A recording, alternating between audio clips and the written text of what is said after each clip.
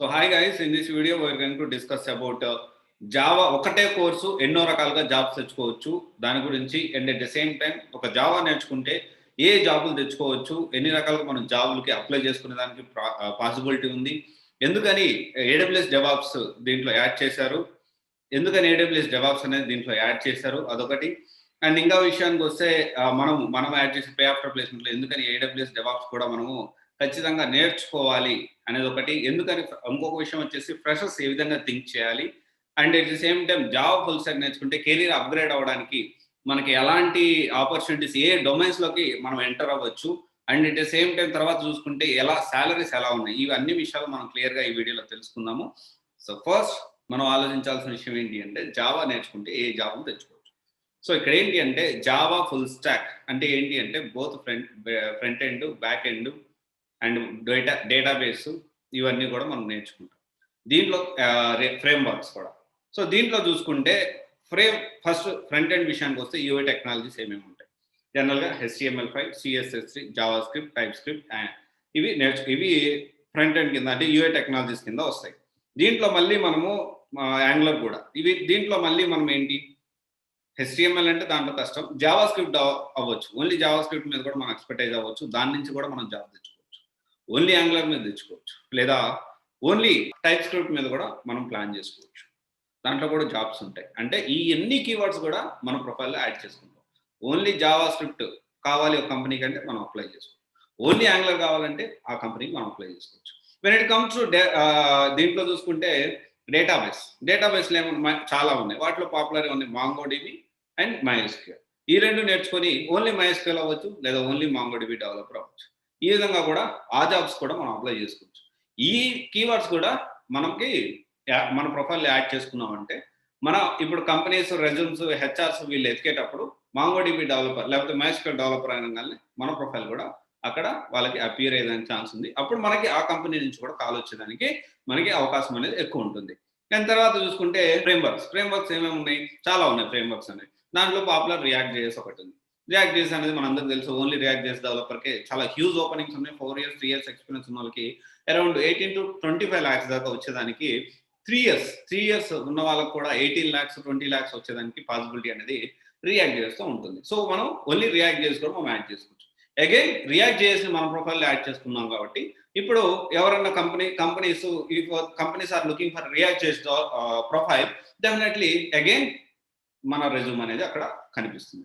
So again మనకి interview call అనేది వచ్చేదానికి పాసిబిలిటీ ఉంటుంది. And at the same time ఇంకా ఇలా డిఫరెంట్గా మనం అప్లై చేసుకోవచ్చు. కానీ మనం నేర్చుకుంటుంది ఏం కోర్సు, ఒకటే course. This is combination of different type of domains, different types of domains. Okay. And again why should we add AWS DevOps? దీంతో పాటు ఇంకొకటి కూడా మనం మాట్లాడుకున్నాం, ఫ్రెషర్స్ ఏ విధంగా థింక్ చేయాలి.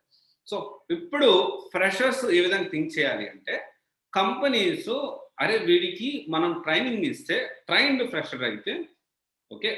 ఫ్రెషర్ అయితే కంపెనీస్ మనం ఈ క్యాండిడేట్ ట్రైనింగ్ ఇస్తే నేర్చుకొని ఎక్కువ టైం తీసుకోకుండా 1-2 months or 3 monthsలో ఇతను ప్రాజెక్ట్లో వేయచ్చు, ప్రాజెక్ట్లో వేసి ఇతనితో వర్క్ చేయించుకోవచ్చు, ఈ కాన్సెప్ట్తో ఉంటుంది.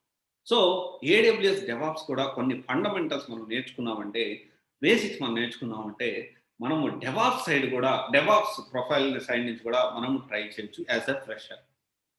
లేదు AWS సైడ్ కూడా మనం ఫ్రెషర్గా ట్రై చేయొచ్చు. This is the reason. ఎందుకంటే కంపెనీస్ ఈ విధంగా థింక్ చేస్తాయి కాబట్టి మనం ఎన్ని ఒక కాంబినేషన్ ప్యాక్గా నేర్చుకున్నామంటే డెఫినెట్లీ మనకు ఒక బ్రైట్ ఫ్యూచర్ అనేది ఉంటుంది. అండ్ నేను జావా నేర్చుకున్నా, ఒక 2 సంవత్సరాలు వర్క్ చేసిన, 2 సంవత్సరాల తర్వాత జావా డెవలపర్ పరిస్థితి ఏంటి అని మనం ఒకవేళ వేరే దానికి షిఫ్ట్ అవ్వాలనుకుంటే మనకి అందరికీ తెలుసు, ఇక్కడ మనం ఫ్రేమ్వర్క్ సైడ్ వెళ్ళొచ్చు, లేకపోతే టెస్టింగ్ సైడ్ వెళ్ళొచ్చు, లేకపోతే సేల్స్ఫోర్స్ డెవలపర్, చాలా హ్యూజ్ ఓపెనింగ్స్ ఉన్నాయి కదా, సేల్స్ఫోర్స్ డెవలపర్ వెళ్ళొచ్చు, లేకపోతే ఆండ్రాయిడ్ సైడ్ వెళ్ళొచ్చు, లేకపోతే డెవాప్స్ సైడ్ వెళ్ళొచ్చు, లేకపోతే AWS సైడ్ వెళ్ళొచ్చు. ఇన్ని విధాలుగా, లేకపోతే React.js ఫ్రేమ్వర్క్ సైడ్ వెళ్ళొచ్చు. ఇన్ని రకాలుగా మనము మన ప్రొఫైల్ని మార్చుకునే దానికి ఫ్లెక్సిబిలిటీ అనేది ఉంటుంది. సో ఇక్కడ మనము తీసుకునేటప్పుడు ప్రాపర్గా అసలు ఒక కోర్సు, ఇది జావా గురించి మనం మాట్లాడతాం, తర్వాత మనం మెన్ స్టాక్ గురించి కూడా మనం మాట్లాడుకుందాం, ఇంకా వేరే వేరే టెక్నాలజీస్ కూడా మనం మాట్లాడుకుందాము. కానీ ఇక్కడ ఏంటి అంటే మనం ఒక డొమైన్ తీసుకునేటప్పుడు మనం ప్రాపర్గా ఈ డొమైన్ తీసుకుంటే మనకు ఎంతవరకు యూజ్ అవుతుంది, what is the use of that domain, okay, what after 2 years, what after 3 years అనేది ఒకసారి ఆలోచించాలి. ఆర్ఎల్స్ ఈ డొమైన్లో మనం మ్యాక్సిమం ఎంతవరకు రీచ్ అవుతాం, ఎంతవరకు రీచ్ అయ్యేదానికి పాసిబిలిటీస్ అనేవి ఉంటాయి, ఇవన్నీ మనం ఆలోచించాలి. అండ్ దీంట్లో శాలరీస్ ఎలా ఉన్నాయి, ఏ కంపెనీలో శాలరీస్ ఎలా ఉన్నాయి అనేది మనం చూద్దాం ఒకసారి. దాంట్లో ఫుల్ స్టాక్ డెవలపర్ ఏదైతే ఉందో దీంట్లో చూసుకుంటే టీసీఎస్లో యావరేజ్ శాలరీ 5 lakhs ఉంది, హైయెస్ట్ 14 lakhs ఉంది. కాగ్నిజెంట్లో అరౌండ్ 6 lakhs దాకా ఉంది, క్యాప్జెమినీలో 4.5 దాకా ఉంది, అండ్ ఇన్ఫోసిస్లో కూడా 4.5, అండ్ ఫ్రెషర్ అయితే ఇంకొకటి వర్చుసాలో 7 lakhs ఉంది, అండ్ ఎక్సెంచర్లో 5.5 lakhs ఉంది, అండ్ ఐబిఎంలో 5 lakhs ఉంది, అండ్ విప్రోలో 5.75 ఉంది, and then Cognizant again freshers వాళ్ళలో ఇంకా డిఫరెంట్గా ఎక్కడ చూసుకున్నా కానీ మినిమం యావరేజ్ ప్యాకేజ్ వచ్చేసి ఫ్రెషర్స్కి వచ్చేసి 5 lakhs దాకా ఉంది. సో 4 నుంచి 5 lakhs మధ్యలో, 4 నుంచి 7 lakhs మధ్యలో శాలరీస్ అనేవి ఉన్నాయి. ఇది మనం ఒకసారి ఈ పరిస్థితుల్లో కూడా జావా మీద కాల్స్ ఉన్నాయా, రెసిషన్ అది హిట్ అవుతుంది, ఇంకోటి కారణాల వల్ల ఉందా అంటే, ఎప్పుడైనా కానీ ట్రైన్డ్ పీపుల్కి ఒకవేళ ఒక కంపెనీలో జాబ్ లూజ్ అయినా they can easily get a job in another company, because there are N number of companies in India. మన ఇండియాలో చాలా ఐటీ కంపెనీస్ ఉన్నాయి.